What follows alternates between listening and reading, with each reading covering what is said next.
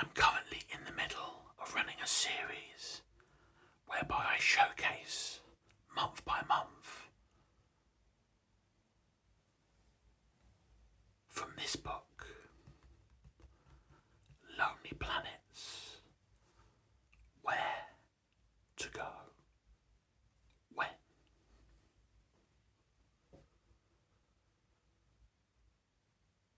We're now halfway through the book.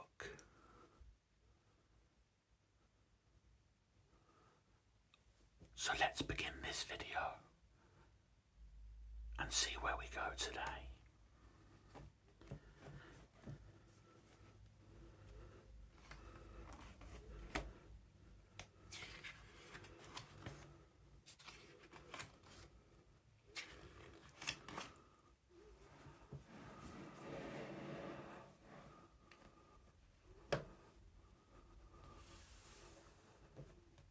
I've been using this trusty little ribbon, this blue ribbon here,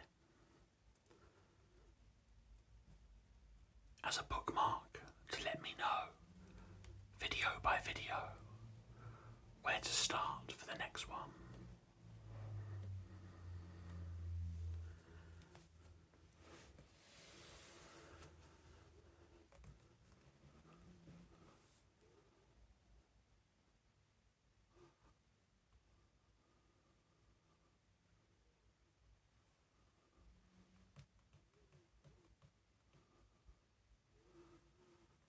We are now into June, the 6th month of the year. In June. This picture, the ornamental ceiling of Kak-i-Ali, Kabu, Esfahan.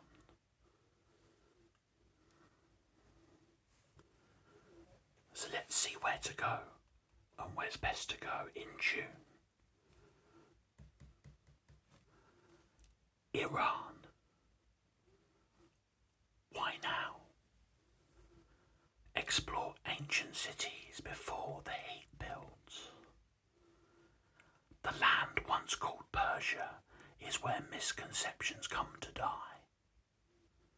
Political posturing wins column inches, but there are so many treasures that really deserve the headlines. The extraordinary Islamic architecture of Esfahan, with its intricate blue pattern tiles, the huge bustling bazaars of Tehran, Esfahan, Shira or Tabriz, the magnificent remains of Persepolis, dating back 2.5 millennia, the deserts, the poems, the food, and most of all, the warm, welcoming people.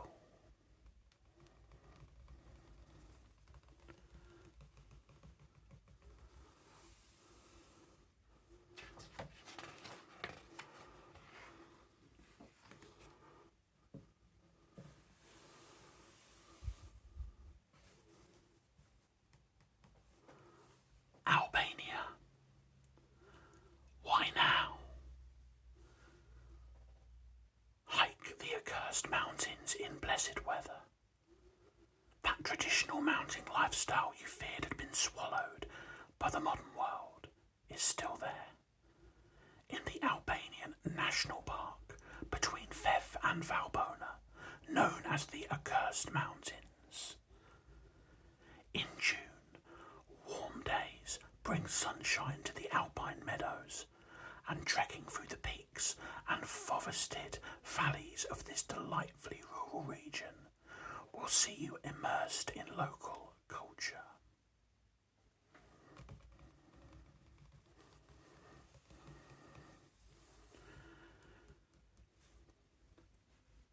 Netherlands, Antilles.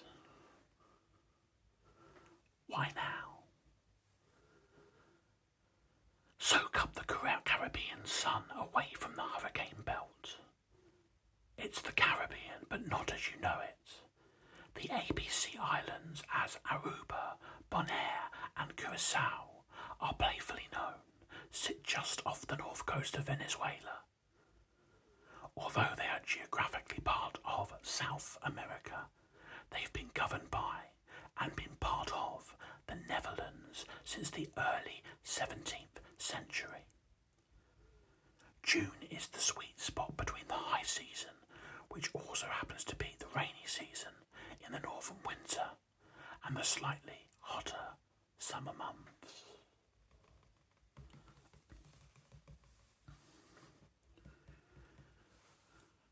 Slovenia. Why now? Roam the Julian Alps in warm spring sunshine. It's no coincidence that the people of Slovenia, one of Europe's most forested countries, a land of jaw-droppingly beautiful mountains, lakes and rivers, are so keen on outdoor activities. Whether it's hiking the Julian Alps, swimming in Lake Bled, warming up nicely in June, rafting at the Socur River at Bovec, or delving into the caverns of the Notranjsk Karst, you won't find Slovenians whiling away sunny June days just sitting and savouring the excellent cuisine and wines. Though don't miss those.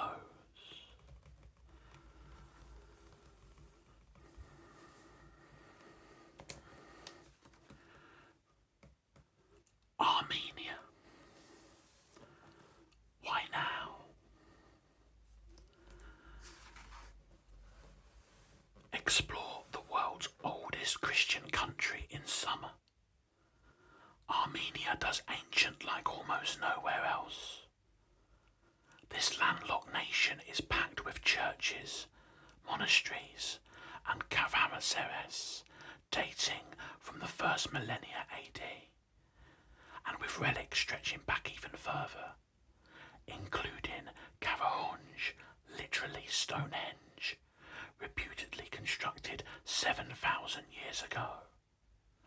More than that, the dramatic backdrop of the Caucasus, with snow-capped Mount Ararat peering across the Turkish border, matches Armenia's turbulent history of invasion, oppression and aggression by neighbouring states.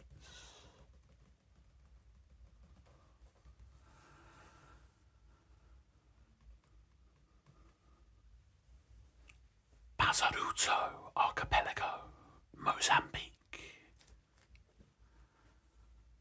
Why now? Dive and snorkel clear, warm turquoise waters. Are these the most beautiful tropical islands on Earth? The Bazaruto Archipelago faces stiff competition from other Indian Ocean destinations and Mozambique's own Coimbras Archipelago.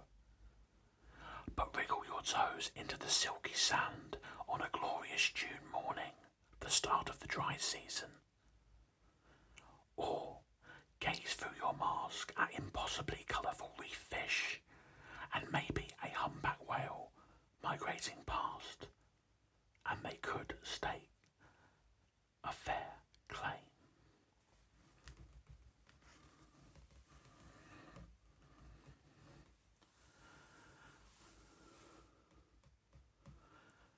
Ningaloo Reef, Australia.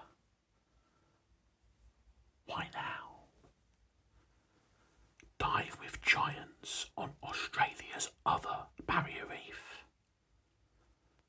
Now's the time to think big.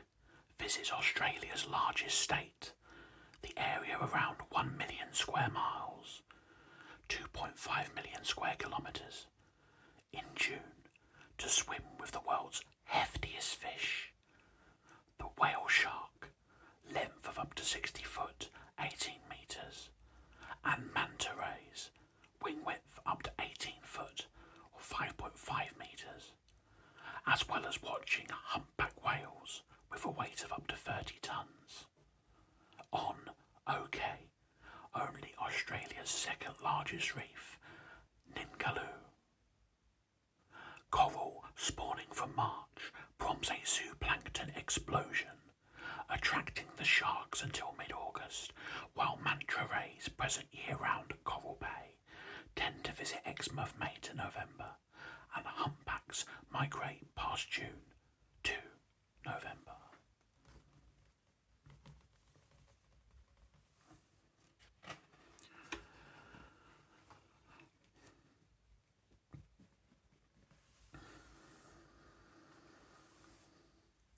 Some lovely art and pictures here.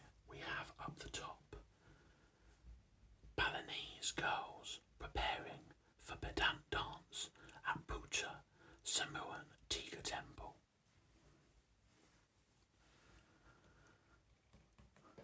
We then have waterfalls in Lichfield National Park. And finally, Normandy is the home of Camembert.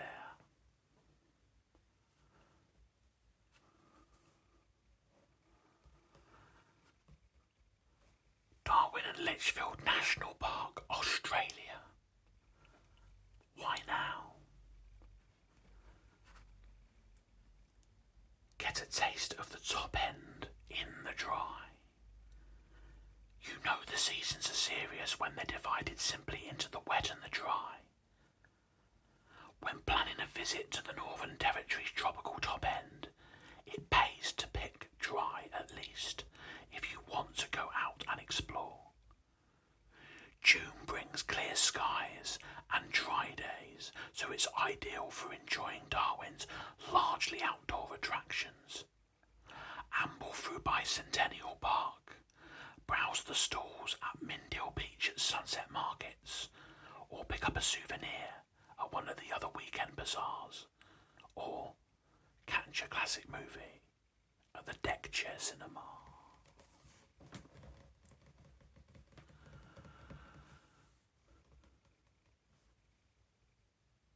Normandy, France. Why now? Encounter castles, cathedrals, cider, cheese, gardens, and moving war cemeteries. It's over a millennium since the Vikings, Northmen, aka the Normans, settled this part of northwest France. Over the intervening centuries, their descendants invaded England, perfected Camembert, cider and Calvados brandy, constructed magnificent castles, abbeys, chateaux and cathedrals, and finessed impressionism. Explore this gorgeous region in June and you'll enjoy their legacy at its best.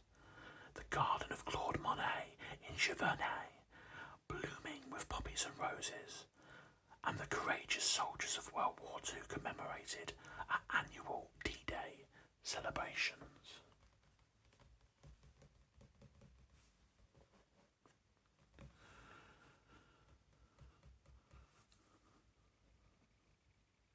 Bali and Lombok, Indonesia.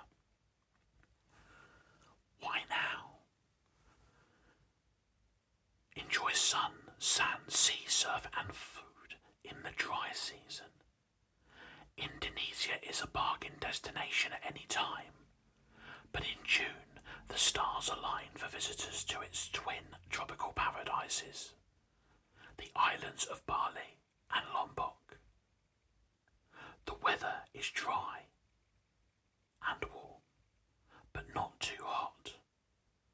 Bali's west coast surf breaks are at their best, yet it's before Northern Hemisphere school holidays, so the crowds don't descend till July, and prices are low.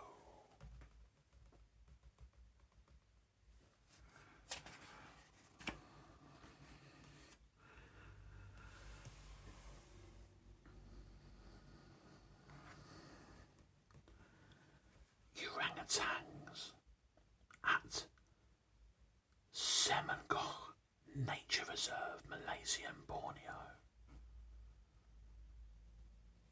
Malaysian Borneo. Why now? Explore jungles and see turtles hatching in the dry season. For some of us, Borneo seems a long way to travel for a beach. But if that beach is liable to erupt with hatching turtles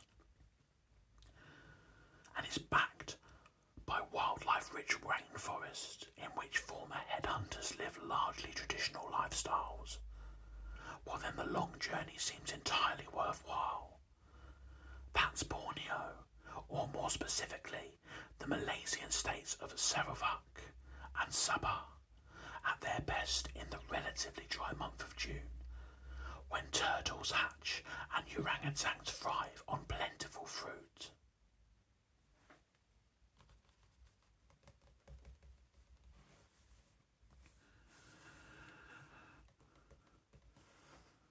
Stilted fishers' huts on the seawater inlet in Greistad, Norway.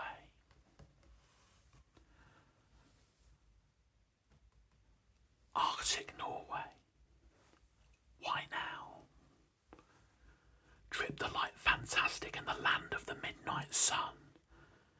In midsummer, the corrugated coastline of far northern Norway is bathed in endless light. From mid-May to late July, the sun doesn't dip below the horizon, and you'll want every second of daylight for drinking in the scenery, driving between the colourful fishing villages and craggy ridges of the Lofoten Islands and Senja, roaming the vast pine and birch forests, and trekking to the surf-crash frontier of Nixlodden, the northernmost tip of continental Europe.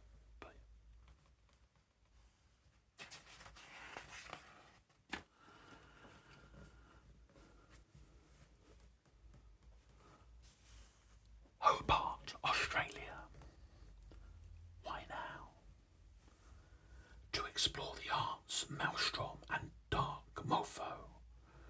Embrace the austral midwinter in Hobart with the most varied, unpredictable event in the land. Dark Mofo. darkmofo.net.au. The melange of art installations and performances. Dark music, classical or black metal equally likely. Food, movies, a nude river swim, and, well, undefinable happenings in the left field Mona Museum and around Hobart is a good reason for a mid-June break in the Tasmanian capital.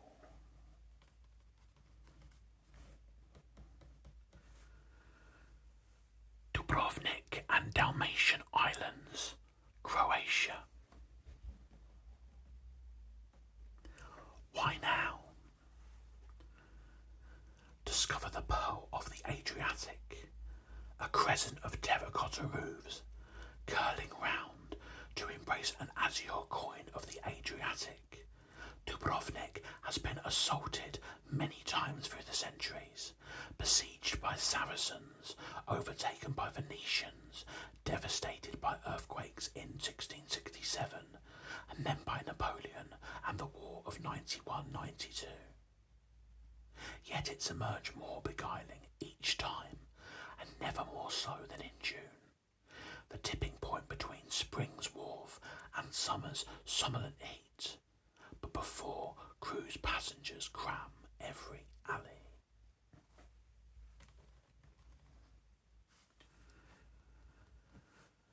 Pacific Northwest, United States. Why now? For caffeinated outdoor adventures and grape encounters. Think Oregon and Washington are all about dramatic coastlines, forests and volcanoes. Wake up and smell the coffee, and the hops, and the grapes. Sure, the region's natural wonders demand to be explored. Climbing Mount Hood or Mount Rainier, hiking Crater Lake National Park, fishing the Mackenzie River. But an adventure in the great outdoors starts indoors with a cup of joe.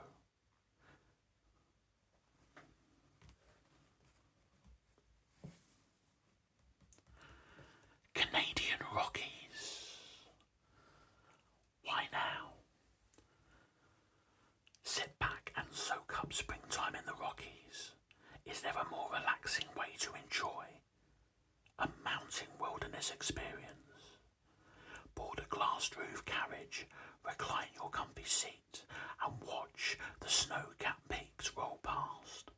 That's the idea of the Rocky Mountaineer, a luxurious train with glass dome carriages that piles routes between Alberta's mountains and Vancouver. From Banff via Lake Louise and Kamloops, or from Jasper via Kamloops, or Whistler and Kensal. Ride the rails in June, and you'll get the best of all worlds. Spring flowers bloom, yet peaks are still snow-capped, and Lake Louise is thawing to reveal that famed blue-green hue.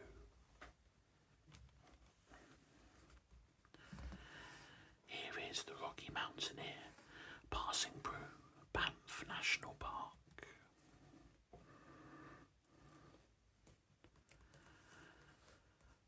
Montana, United States.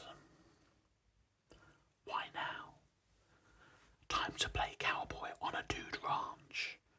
Saddle up, partner. Most of us have deemed a donning pair of traps and a Stetson, mounting a horse and wielding a lasso, or just riding off into the sunset. Since the late 19th century, guest or dude ranches have offered urbanites the chance to play out those fantasies, bedding down in log cabins and joining roundups. Montana straddling the majestic Rockies, and with Yellowstone nestled in the crook of the central southern corner, is the archetypical cowboy frontier destination, and June is the time to win your spurs, to beat the heat of high summer, and to spot the wobbly-legged calves of elk, deer, and moose.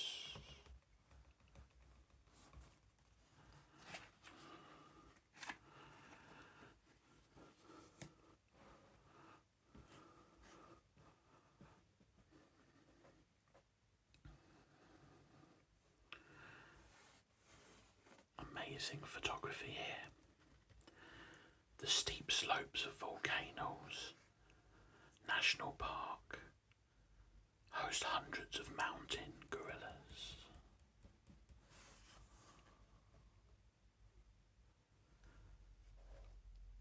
Rwanda. Why now? To see eye to eye with a silverback gorilla. That something so huge, a male gorilla can top 180 kilograms, can be so vulnerable, is hard to understand.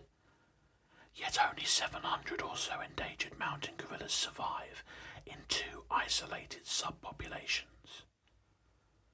June, the start of Rwanda's dry season, is the time to venture to Volcanoes National Park to track one of its 10 habituated groups. Prepare for muddy, steep trails, heady altitude around 9,850 feet or 3,000 meters, and the heart-melting sight of a precious primate family. A gorilla encounter is far from the only reason to come to Rwanda. The calm, neat capital, Kigali, is a fine place to start, redolent with the aroma of Rwanda's great coffee. Nyungwe Forest harbours large populations of chimpanzees and Rwenzori colobus monkeys, while to the east, Akakia National Park is a pretty mix of savanna, hills and valleys with giraffe, zebra, elephant and some shy lion.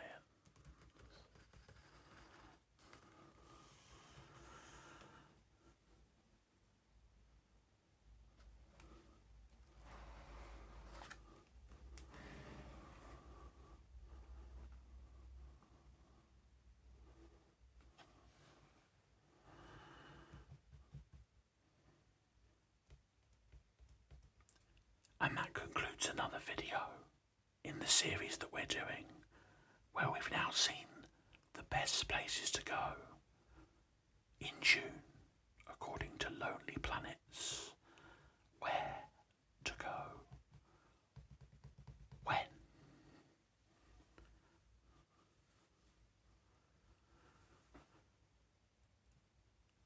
Thank you very much indeed for watching. I hope you found this relaxing or that it's helped you in some way. I wish you all the very best, and hopefully I'll see you again in the next one.